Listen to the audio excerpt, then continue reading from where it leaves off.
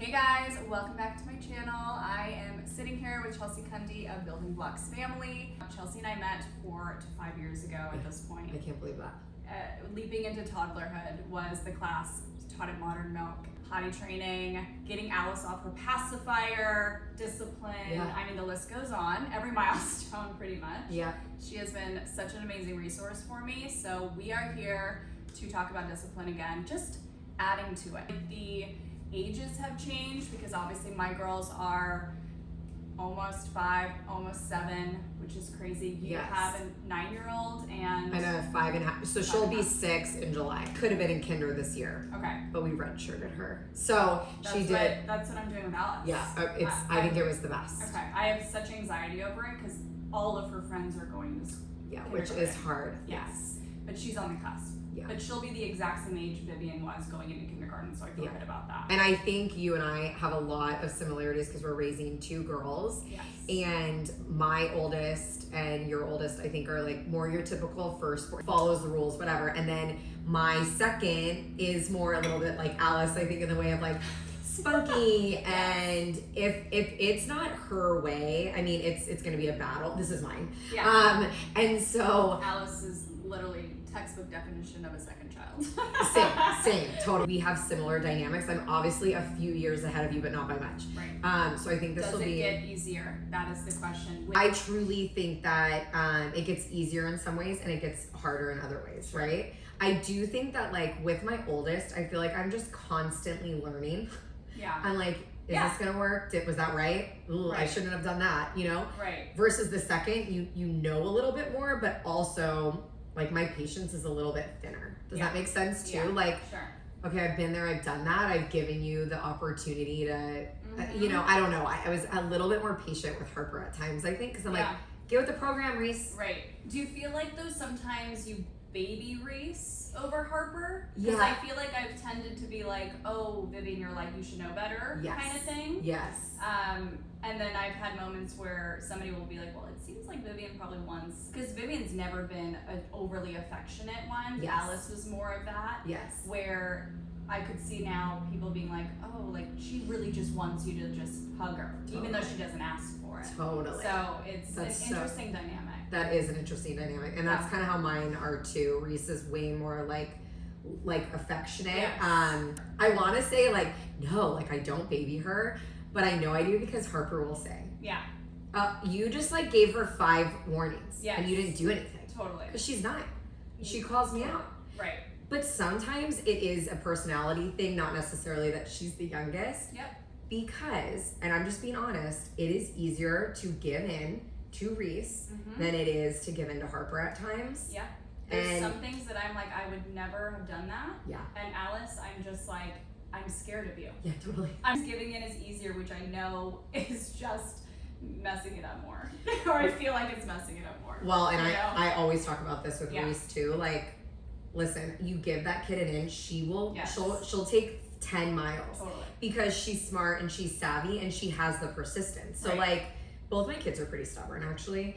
But Reese, I mean, she'll hold out. She lies way more than Harper does. It's kind of like a joke between my husband and I. I'm like, she like is really good at lying, but just like rolls off her tongue. Right. Where Harper was like, she just couldn't. Like she would melt down, you know, like, okay, I lied about that. Where Reese is like, no, I didn't do that. Right. I'm like, I know you did it. You know? I know you did it. Alice will she'll be like, I'll be like, well, you're gonna get this taken away. Yes. And her responses every time is, you're not gonna remember. Oh my gosh, you're not gonna remember those moments. It's good to like laugh about like whatever. So, like, who cares? Sometimes I think we take it, oh my gosh, way too hard. We were obviously talking a little bit before this went on, but I was saying that's something that I struggle with my kids is finding a balance between validating their feelings. I want my kids to be able to come to me with anything. I mean, I think that's like everyone's goal, right? I want them to be able to tell me things, not be scared that they're gonna get in trouble, but also I want them to be scared they're gonna get in trouble. You know what I'm saying? Like, I still want them to be a little bit scared of me. Not in a way that like they're gonna get hurt or something, but like, I want them a little bit scared. Like, I want them to follow the rules. And so we were talking about like that old school versus new school parenting, and I'm constantly battling with that, and sometimes gentle parenting is what we're kind of talking about. Yes, you see it all the time on Instagram. Yes. Is the gentle parenting rules? Yeah. And I always say, like, it's much easier to post about just like validating feelings than it is to post about the getting down and dirty with like the consequences. Do you know what I'm saying? Right. But life, there's consequences in life. Right. So like you were just talking about like taking something away, like there's consequences in life, and if we don't give our kids the consequences, they're gonna go to school and it's gonna be very rough for them. They're gonna be out in the real world and it's gonna be very rough for them. I was telling you, like, I'm always like, I don't wanna raise entitled brats. Right. I don't.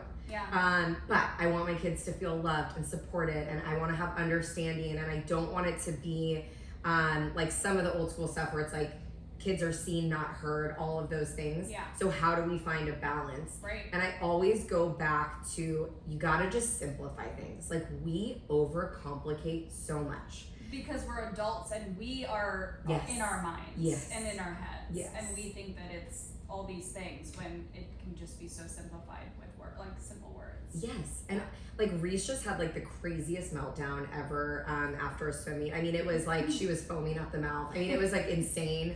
I was embarrassed. You were talking about lifting Alice up, leaving like gymnastics. I was like physically carrying her. Like she's getting so big now. That feels like the only way I leave places now is holding her. Holding her. Yeah. I got in the car, I burst in, I was like silently sobbing to myself, like driving home. It was terrible. It was this terrible moment. I actually called my mom afterwards because she was there, and my mom's like, you're like really overcomplicating this. You're getting upset about like what you think other people thought. Nobody was looking at you. They were looking at her behavior. Right. She had not great behavior. You got her out of there. You shut down the night. Like there wasn't TV when we got home. It was time to go to bed. You did everything you needed to do. Like you're overcomplicating it. And so I found that really profound for me. And I was like really thinking about it before I posted about it because I felt really vulnerable about the whole thing. Yeah. And I was like, that's it. Like we overcomplicate so much. I think because of social media, and don't get me wrong, I love social media and I want everybody to. It's the resources we get, but it's almost like we have too much. It's so too hard. many opinions and then too many like ways of doing it. And then everyone's judging. And that's what you feel. Right. And sometimes people are just looking at you like, I'm so glad that's not me today. Yeah. Like that was me yesterday. Right. Or like, oh gosh, I feel for that mom. You know, and sometimes people are doing that, but I do think I overcomplicate it with my kids. Yeah. So when I'm talking to them afterwards about their behavior, I probably talk too much. Mm-hmm. Like keep it real simple. Yeah. Hey Reese, like next time you're upset, you cannot hit me. You know, you need to use your words or use gentle hands, and you can't scream. Yeah. You know, we got it. So what do you do in the moment when she's hitting? Because Alice is the same. Yeah. She's gonna be taking this and she's gonna chuck it across the room. She's in the back of the seat, takes her shoe off, throws it at my head. Which is so dangerous in the car, right? Terrible. I have certainly pulled my car over before when my kids are yelling too much. I am like, I'm not the greatest driver to begin with, but then I'm like, I'm not bad, but you know what I mean? But I'm like, I need you guys to not be screaming in my car. Like it's so much. So sometimes I have pulled over. This is like the old school part, and I just like wait. Yeah. And I'm like, I'm gonna wait till it's safe. Right. You know? Right. Or we're gonna have to call the police because honestly, this is unsafe and I can't be driving you. Yeah. And truly, like I will pull over and do that in the car. If it's something like here and they like she goes to like hit you, and at this age, like she knows better, but she's trying to get your attention. Yeah. Whether it's negative or positive. Yeah. So a lot of times I would just walk away, or I would put her on a break and I would go take a break, like shut it down. I'm not gonna like give into that attention right now. Yeah. Because at 2, they're trying to figure things out. Right. At 4 and 5, they know what's happening. Yeah. It's still normal that they're doing those things, but they know. Kids are really smart, and there's one of you here. Right. So like I do think that they know that a little bit too. And like I know either my kids know when I'm like really tired and I'm on edge, and they're either like, and Harper's better at this, my oldest, where she's like almost like empathy for like, ooh, okay, mom's had a day. Mom's gonna start crying. Yes, mom's gonna cry. And do like, you ever show your emotions? Always. Where if it's a really hard night, do you feel like that's a positive to show them? I want to cry to say to get them to do what you did this. I'm crying. So yes. no, yes. right. So, but I want my girls to know that like I'm a human being. Right. Not sort of the old school way of like I'm this perfect parent, and then when you realize your parents are just people, that's like soul crushing. Right. Normally that happens to people like in their 20s. I don't want my kids to view me like that. I want them to view me as a person. I also think crying is like very healthy. Absolutely. I cry a lot though. Right. So like I cry when like I'm happy, sad, all of the feelings. Yeah. And I don't want my kids to think like you're not supposed to cry. You're supposed to like shove those feelings down. Totally.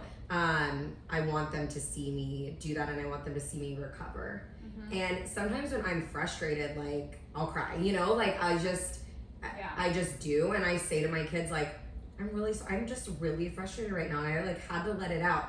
I think that's such a healthy thing. Right. And I try to do in my house, and I find myself and my husband too sometimes being like, why are you crying over that? You just, it comes out. Yeah. And then I'm always like, no, don't say that. They can cry over it. Totally. It's okay to cry. Oh, that's my thing too. Right? Where I've always said, it's okay to cry, it's okay to cry, it's okay to cry. And then I do find myself in times being like, why are you crying? Yes. And then she'll be like, because I can't cry, you know? Yeah, totally. Yes, no, yes, you can. I'm really. Do you choose to like allow them to like have their like work it out? Yeah, work it out. Where I'm literally go duke it out. I don't know what to tell you anymore. Yeah, totally. And so it's like work it out, or you know, put them apart. Separate. Yeah. That is so hard. Yeah. I'm just gonna say it there. Right. And I do find that, let's say I'm like in the kitchen cooking and I hear them arguing, it's so much easier for me to like yell to them, like, break it up, girls, I'm gonna break you guys apart, you know what I mean? Yeah. Because I'm doing 5 other things and it's unnerving. Yes. Versus if I'm more like mindful, whatever, I'm doing something, they're playing over there and I hear them fighting, I'm like, all right, I'm gonna let them work that out a little bit because I'm more in a calm space. So I'm just gonna be honest that I do think it's circumstantial about what I'm doing. Right. I try, because I've learned, because I was like intervening so much, and then I'm like, this is not helpful. Yeah. And part of siblings, like they do have to work some of it out. So I do try to let them work it out, and then if I hear that they're hurting each other, that's when I step in. That's what I would say, like truly. How are you like working on the hitting part? Do your kids hit?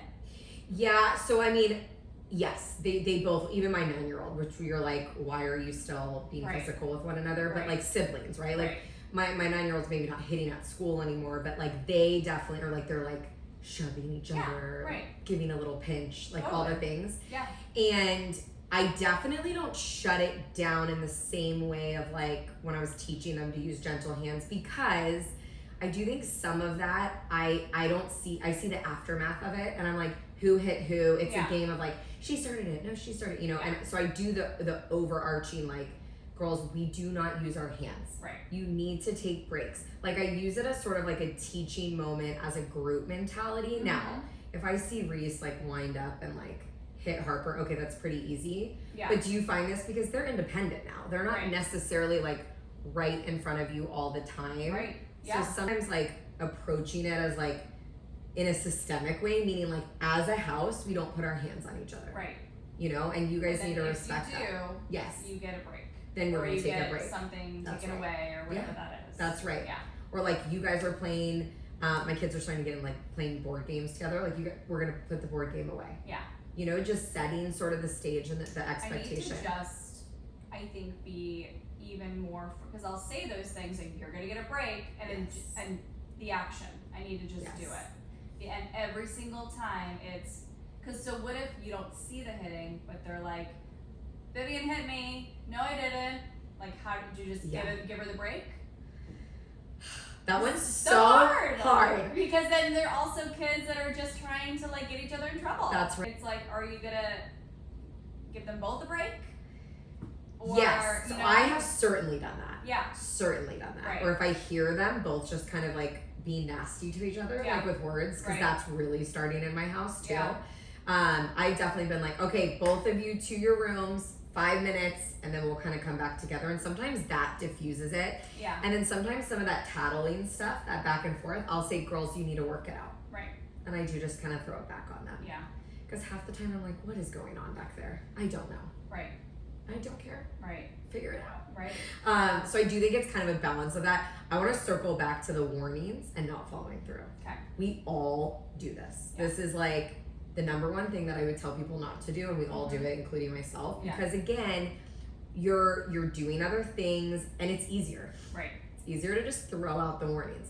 But then what your kids start to learn is like, I just get like 100 warnings and it doesn't matter. Like, she's never following through. So when you want to shape whatever behavior you're working on, whether it's them talking nicely to each other, using gentle hands, going to bed nicely, whatever, that's what you're gonna, like, there's that's a non-negotiable right now. Right. Like, this is a one and done. Like, you gotta follow through on those. Yeah. Because if not, the warnings don't mean anything. Right.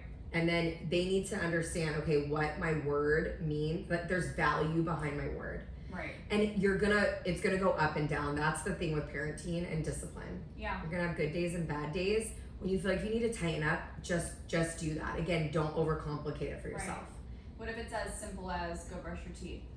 And you then have to tell them like 12 times to go brush their teeth. Yeah, so okay, if that is becoming the new normal, right? Where it's like 8. It just feels like they're not listening, they're doing whatever they want. So then I would say to them, okay, it's time to go brush your teeth.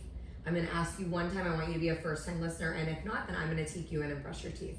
Yeah. They're not gonna like that. Right. They wanna brush their teeth on their own. They're old enough. They don't necessarily want you to kind of go in there, and your follow through would just be, and again, yeah, you might have to pick them up the one time. It's not gonna be pretty. You're gonna brush it really quick, and then you're gonna move on. Yeah. But they're at an age where like, they don't wanna continue to see that.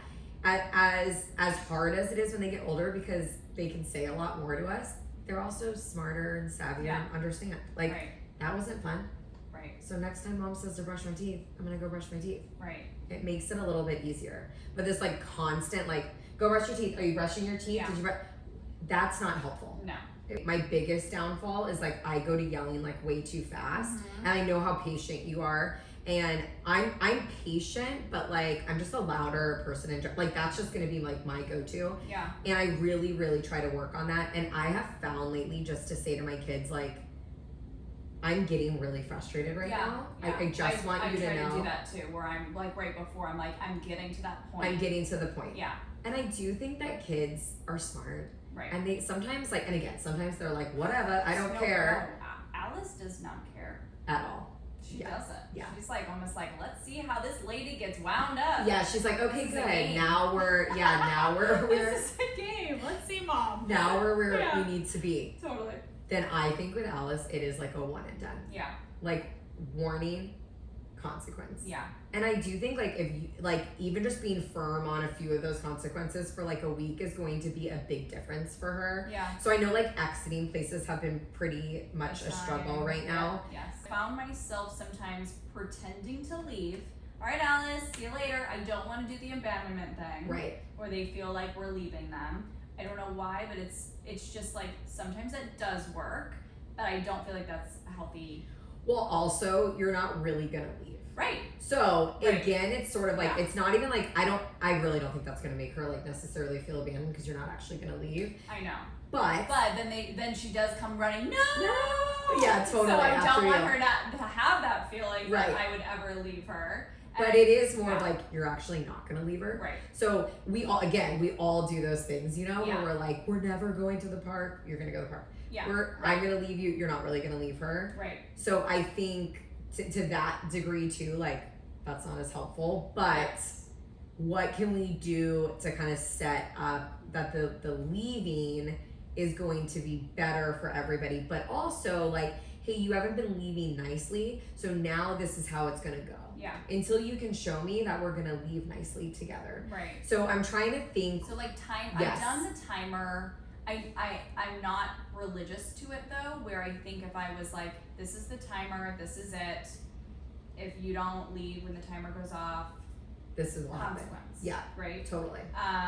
But then what if the timer goes off?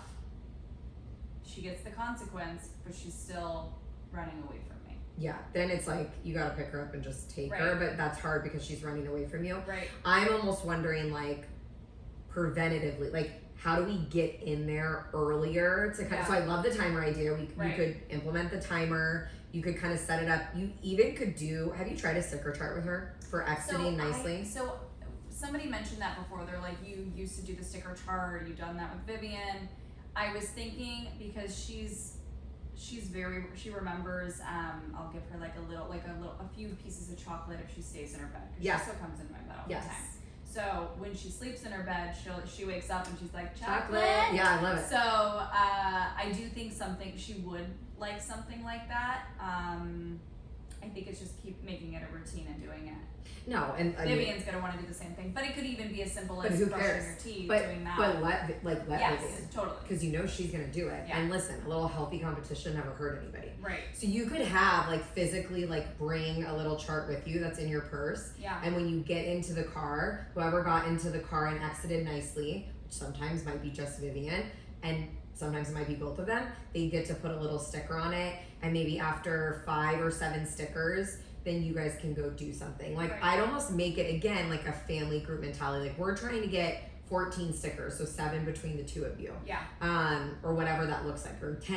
Yeah. I think that could be really motivating to her. I do too. With the timer. Yep.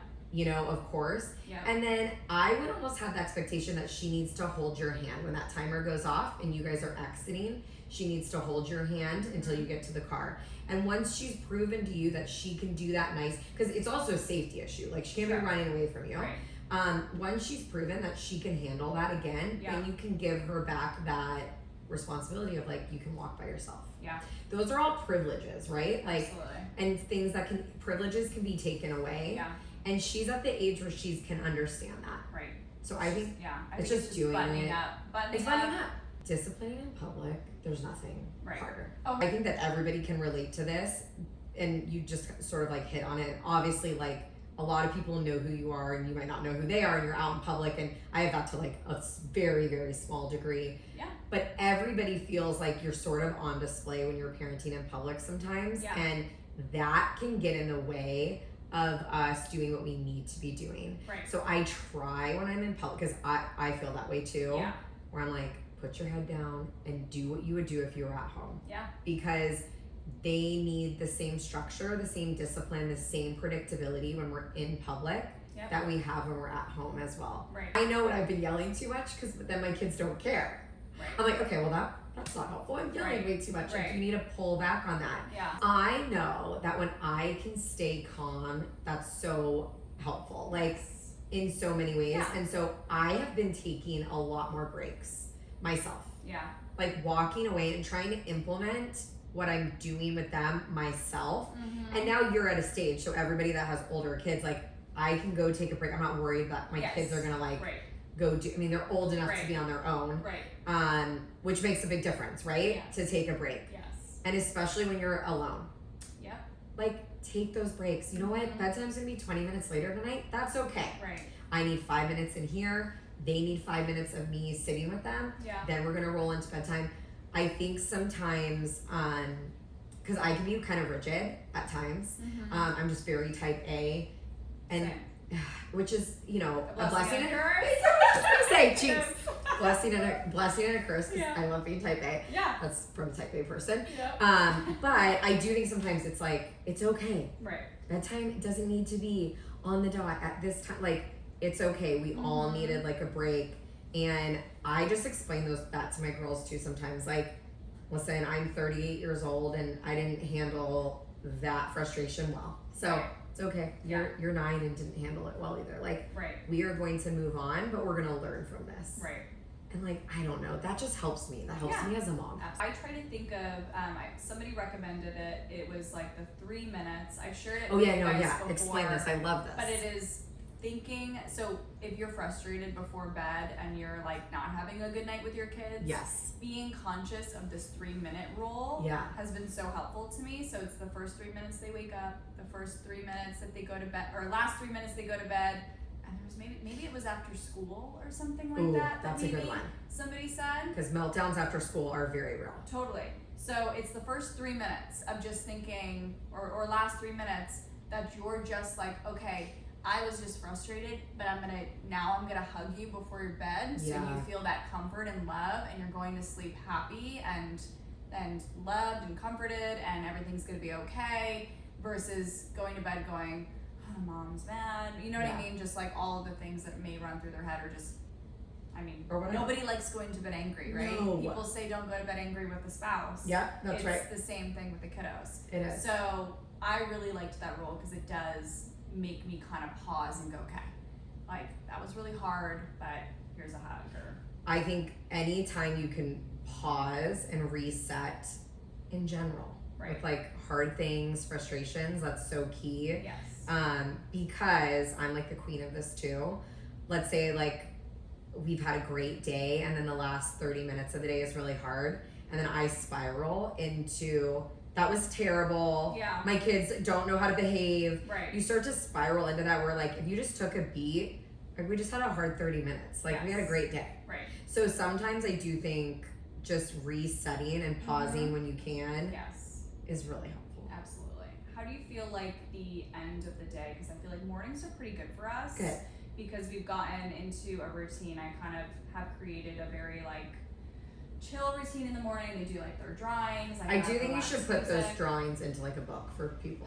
I know. It's insane. It's so funny. Did you know you were good at art? I'm not really good at art. No, yes you are. I'm not. I can only do like sit stick there figures. And, like eyeball it, but I really it's so good. I don't feel like I'm good at all. And it's comical to me that people would even want that. But like, yes, people want that. And I'm like, fine, I'll do it. I'm just trying to figure out like the selling aspect of, not selling, but putting it out and like all of that. So it's just I'm always like, how does she make that? Like it's so good. I just get inspo from Google. I love it. It's very simple. I get inspo from Google and it's quite, it's very therapeutic. Well, I was gonna say, because I have an adult coloring book, and that is therapeutic. Yeah. I'm not a drawer, but like that's very therapeutic to me. So I was wondering if that. I think it's taught me how to draw better. Because like my sister always drew really well, and I was always like she could just hand draw something. I'm not quite there. Okay. But like I'll still kind of need something to look at. Yes. But now I can like draw a mermaid really well, just like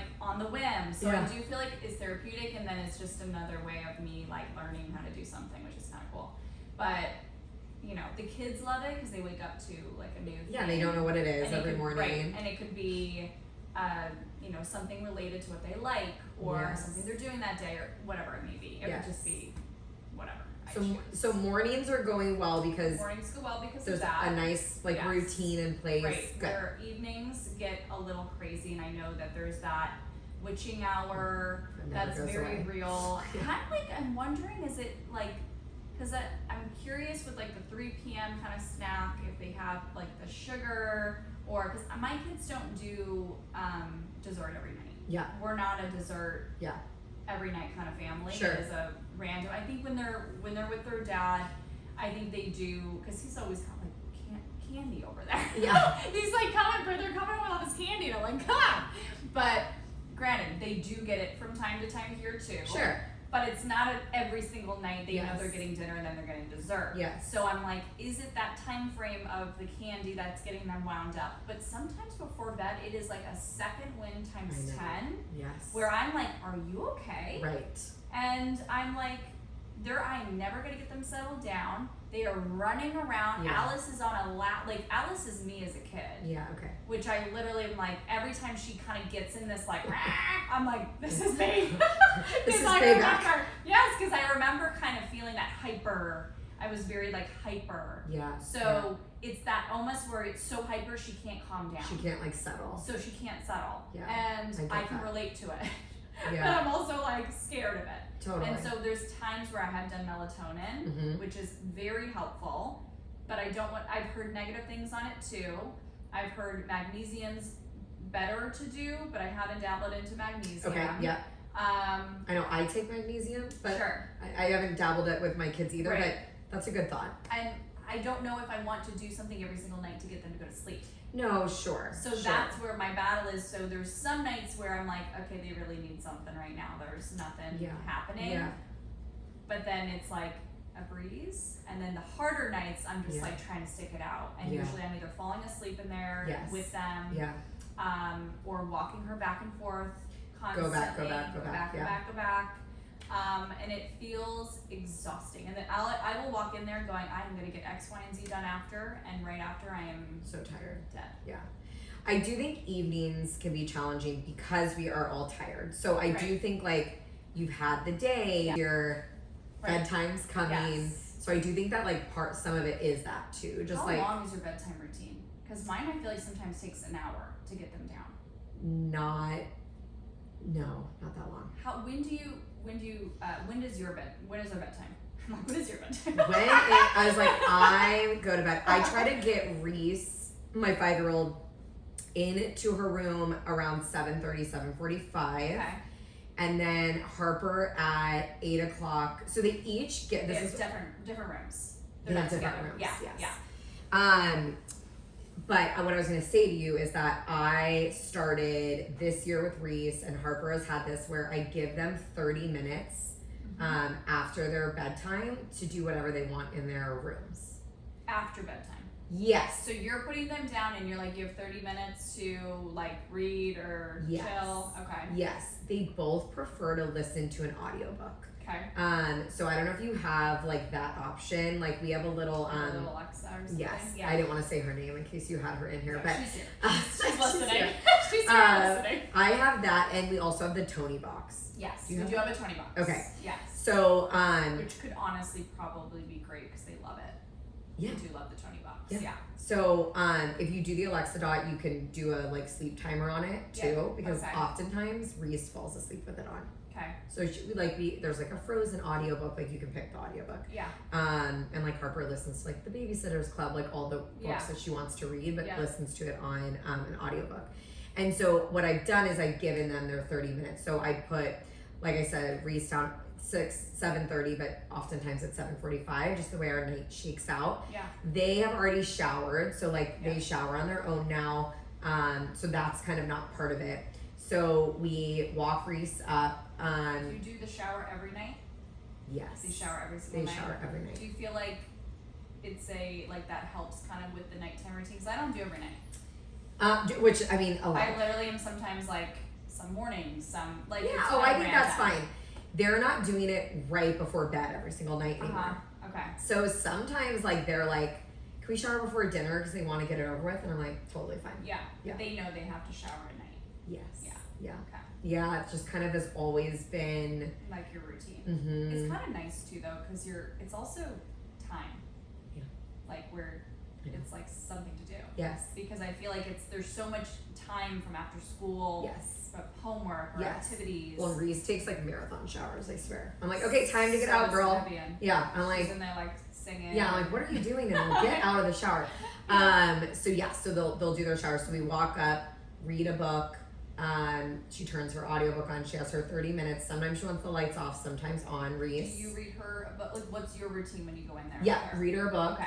Lay her down. Yeah. We used to sing a song, and that kind of faded out. Okay. So, but now she gets her 30 minutes. Okay. So she feels kind of like a big girl. She gets her 30 minutes, and then we go in at the end and say, good night, your 30 minutes is done. Sometimes she's asleep. Okay.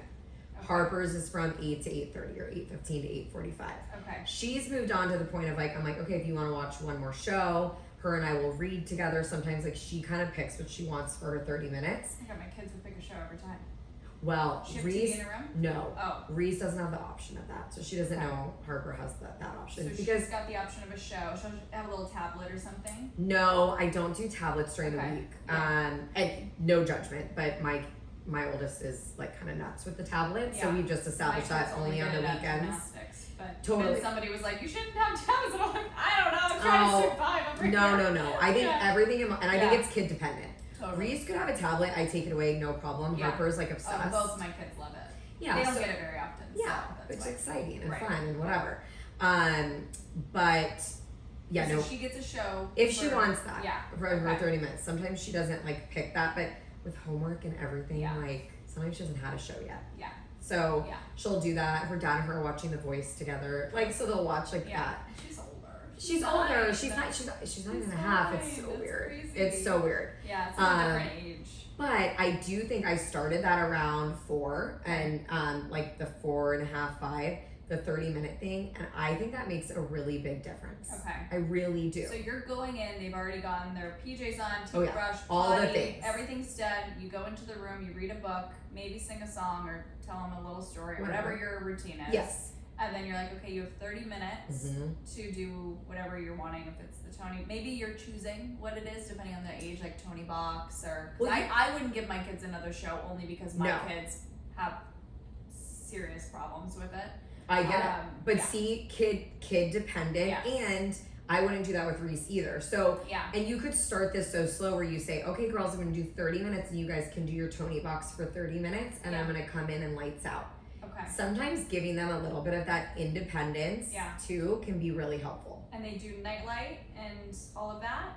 Do you still do a toddler clock or a sound machine? Sound machine. Okay, so my youngest is one sometimes turns hers off completely. Okay. She's 5.5. I don't care. My oldest loves her sound machine. Yeah. I think I mean, I like having the sound machine because then I'm able to walk around freely. Yep. I would do it. It's just funny that Reese, every once in a while, I'll come in the morning and I know she's turned it off. Okay. I think that's good. I'm trying to. I think you should try it. I'm going to try it. Yeah. I think it's more okay, walking in after 30 minutes, and then you're okay, I'm taking the Tony Box away. You just turn it off. No, just turn it off. And then it's done. You're not sleeping. You're not laying down with her. You're not, because that's the thing where Alice wants me to lay down with her. And she needs a snuggle. So I would make that part of your routine before the Tony Box comes on. Okay. And that I would maybe set a timer for. The snuggle? Yeah. That would be helpful too. Yeah. So set a timer for the snuggle, then she gets 30 minutes, and then if you have the Alexa, does she go off with the timer, or you're just the timer? No, she'll set a sleep timer, or sometimes she doesn't and she just falls asleep with it on. Okay. So I've gotten now to the point, it used to be 30 minutes, I come in, I turn the lights off if they've turned it on. I was very structured. Yeah. And now with Reese, she just kind of knows. The routine. Yes. I need something because it's constant, going back and forth. Yeah. The snuggle. She's afraid of the dark. She's a little afraid. Yeah. I feel like they have moments of definitely. Have you ever given her a little flashlight or anything? I haven't. Only because They're I just feel like I on. keep them up. Alice could be up till 10:30 sometimes. I feel like she's got my energy. Well, and she's napping at school. I know you said that too. So annoying. That's hard too. Yeah. But as long as she stays in her bed, that's what's key here. So getting her by and her back. Here's your little flashlight, and if you need to read a book, you can read a book, and just setting again, tightening up. I think I have been a little rigid on that stuff. Yeah. Of books, once we read our 2 books, it's we're not bringing toys in. We're not doing that. Maybe it is giving them that a little bit more flexibility. That's better versus being no, you need to sit there and close your eyes. Because they're older now, and honestly, you can't force her to fall asleep. Right. And putting that pressure on her, it's too much. Yeah. Harper's the same way at night. She can sometimes she comes out to tell me something. I'm it is 9:45. I cannot believe you're not asleep yet. Right. Type thing. Yeah. I can't force her to sleep, but I can force her to rest and be in her room. And so I think kind of reframing that for yourself too is going to help some of this. Because I think I'm very much used to almost not that I'm used to the toddler or baby stage by any means. No, but it's it different. is that routine a little bit different. of okay, lights out. Go to bed. Go to bed. Go to bed. And now it's very different. And now I just need to go with the time of their age. Yeah. They're getting a little bit older, and you just say to her you're not tired yet, buddy. Just lay there and try to calm your body, and then your eyes will get sleepy too. Yeah. Try to reframe that a little bit for yourself, and that takes the pressure off of you. Totally. It does. And I think too, probably setting them up and talking to them about these are the changes that are going to happen. I think that's really important. You do the books. I love my social story books. The social story books are great. I've never used them because I feel like I need a laminator. Well, and I don't need a laminator, but I feel like I need a laminator. You really do not need a laminator, but I do laminate mine. What we should do is you do the artwork and I'll create the social story. Yes. That's what we need to do, because I have to Google image because I'm terrible. You could literally do the artwork. it'd be fun for them to help you make the nighttime social story. Yeah. Sit with them. And be like, this is the new routine. Yes, help me out. What do you guys want to do first? Brush teeth, get in bed, whatever. Like, have them. I'm gonna do that today. Have them help you make it. Yeah. And like, they'll be amped on it. Put pictures of them in it. Yeah. Read it to them. This is the expectations, and then you're gonna follow through with your behavior. And I think the change is gonna empower them. Right. Get their buy-in. Tell them like, you guys are getting older. You're done with your class. You know, because today's their last day. Today's our last day. So let's celebrate that. You guys are both older. We're gonna do this new routine. It's summer. And then the sticker chart. And they're gonna be like, Mom, what's happening? Did you have someone come What over? did you do today? Yeah. Is it just with the stubbornness of kids, like where Alice is just like her way, and there's nothing that's gonna like, nope, and I am standing my ground, and she'll just be like, well, I'm gonna do this, or I mean, it is. Yeah. Is it just keeping those boundaries of like, okay, but if you're not gonna listen, this is gonna happen, right? It's the power and control for them. Yeah. Like they're seeking that and they want that. So it's good to give them power and control when you can, like choices, all the things that I'm sure you do anyways. And sometimes it's our own stuff, right? Because sometimes when like I've given a consequence and it doesn't hit the way I want it to, you know, where I'm like, I just took that away and like, they don't care. Reeses was like, cool. Right. Who cares? Right. You did it, you followed through. That's half of it. It's just them understanding that like, oh, you just followed through with that versus I want that to be so impactful. Yeah. Sometimes they're going to hit and sometimes it's not, but at least you followed through. That piece is what I would worry about more sometimes. Like I just followed through with this. I held my boundary and I held my expectation. Sometimes also they're acting like they don't care, but they do care. Right. So you just want to kind of like, don't get into the power struggle with them. Because that when you feel like you're fighting with your kids, right? Because we all feel that way. Right. They're gonna win each and every time. Yeah. And so, really just focusing on whatever your expectation is and your boundary is, holding that firm, following through, and then moving forward. Okay. I think it's normal. Everyone thinks like your kid's gonna get to age 4 and 5, and like all this stuff should just be resolved. I don't know why that's out there, but didn't you feel like? Wait till 4.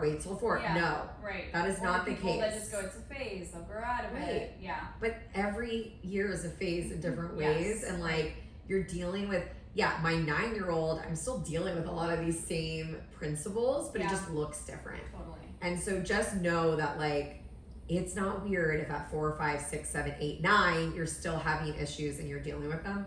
That's normal. That's going to be for the long haul. Yeah. And we're going into the summer months, so we don't have this long break of school. Yes. So there's going to be a lot of more togetherness and presence. And I am definitely one of those people that really needs to be conscious of like one-on-one time without my phone in my face. Being mindful because it can be the hardest thing. And I'm like, why is she acting that way? And I'm like, oh, she wants my attention. Right. And it's like really quite simple. I know. But it is just the way of how our world is right now, and all they see is this a lot. Totally. And it makes me so sad when I think about it. Yeah. So activities, like are you thinking like summer months, like try to be, because what if you're working from home and then you also have your kiddos? TV time, is there like time limits that you're thinking for kids, or every kid's different? Yeah, I mean, listen, I don't like to put like there needs to be a set. I've gone back and forth like where I like get so mad at myself about TV. It could be you could be like, here's one show, but one show goes by so fast. Oh, I know. You're like, that was nothing. No, and then you you're need like more. I need more. Yes. And then it's like 2 hours then go by and you're like, oh my god, you've had so much TV time. Yeah. And I call myself like mommy dearest, because then all of a sudden I'm like, we're turning off the TV, that's all you do is watch TV. Yeah. They're like, what? Like, you were letting me watch TV. So like, we're all going through it. Right. I think everything in moderation. It is very hot here. My kids, for sure, this summer are going to be on their tablet more than they are during the year, and they will be watching more TV. Right. 100%. Right. That is just what's going to happen. Yeah. I do feel like for summer, you want things to be like chiller, more relaxed, more flexible, because it's summer and like, but they also, kids thrive on structure and routine. Right. So keeping some of those things are important too. Yeah. And I think if you're like, we just had 2 days where there's been a lot of TV, like we're gonna mix it up today and maybe, you know, not do as much TV. I think that's always good to do too. Somebody also recommended going to like a Barnes and Noble, or you can go to Amazon and get their age appropriate workbook and maybe have them do 1 page a day to continue like academics and just like have something to do, not make it like a whole chapter, but like maybe just doing like 1 page a day. I'm trying not to give myself the expectation of doing like an activity a day, like you know, like motherhood, like she has such good ways of doing activities with her kiddos, but sprinkling those in to like have like something a little different, if it's like talk or you know whatever that may be, but some activity. My pool's not working, so this is gonna be great. I was like, the pool is nice if you but yes, that's I know it's fine. We're sprinkler all sprinkler in my dirt, something. Oh yeah, perfect. Then what I need to do is just get what I'm gonna do.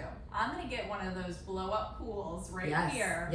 And that's what I'm gonna do. You know that Costco always has those on sale. Okay, I'm gonna do that.